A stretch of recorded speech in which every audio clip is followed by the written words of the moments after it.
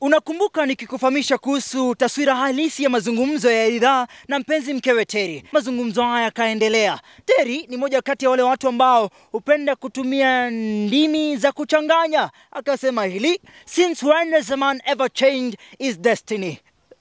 Laiti Ridhaa angalijua kwamba hii ndiyo ilikuwa mara yake ya mwisho kuzungumza na mpenzi mkewe Terry. Angalikamia kutumia dakika chache za uhai zilizosalia kumuuliza mkewe maswali si haba ambayo sasa yameivamia akili yake.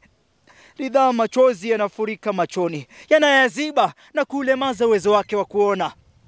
Moyo wa Ridhaa ulipiga kidoko, ukataka kumwonya dhidi ya tabia hii ya kike ya kulia pindi mtu anapokabiliwa na matatizo ama vizingiti ambavyo ni kawaida ya maisha. Unamkumbusha sauti ya mama yake siku za ujana wake. Hii ni Chozi la Heri na Assumpta K. Matei.